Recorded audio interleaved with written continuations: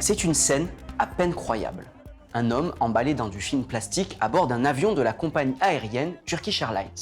Ces images ont été filmées fin janvier à Istanbul en Turquie, dans un avion qui partait pour Yaoundé. L'homme à l'image s'appelle Emmanuel Chedjou.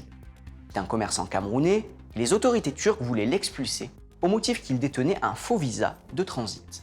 Nous avons retrouvé Emmanuel Chedjou. Il affirme avoir été victime d'une arnaque au visa et revient sur ce qui lui est arrivé. Et ce jour-là, le jour que vous avez vu dans l'avion là, ils sont venus cette fois avec 2 rouleaux de plastique, avec le scotch. Ils m'ont scotché du cou, de mon cou jusqu'au pied.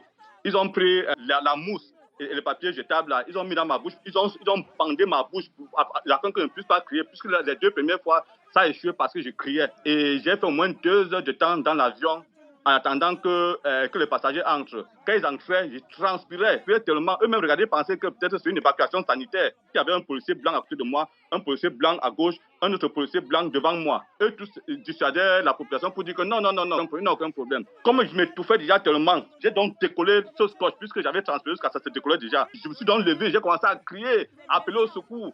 Il y avait 2 hôtesses là qui ont essayé de pousser les gens pour qu'on ne me filme pas. Les passagers sont venus, tous, à mon secours.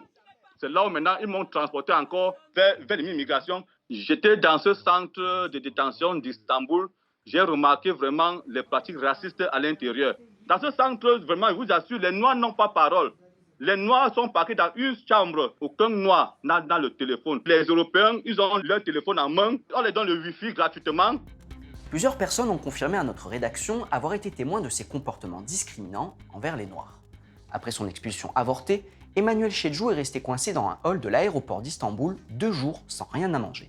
Épuisé et découragé, il a fini par accepter d'embarquer sur un vol pour Abuja, au Nigeria, d'où il a regagné sa ville Douala, au Cameroun, après un long périple en voiture. Du coup, j'ai perdu toute ma fortune, tout ce que j'avais, puisque je suis devenu la risée de tout le monde. Tous les commerçants avec qui je fais les affaires, personne ne me fait confiance maintenant, parce qu'ils ont peur que je vais prendre cet argent-là pour résoudre mes problèmes. J'ai tout perdu. Je me prépare, je vais porter plainte contre la compagnie Turkish Airlines. Parce que tout ce qui s'est passé, c'est avec leur complicité. Et la police, je ne sais pas comment est-ce que la police peut être si violente. Emmanuel Chedjou a déjà entamé des poursuites contre l'agence de voyage camerounaise qui lui a fourni de faux documents. Côté turc, le dossier avance.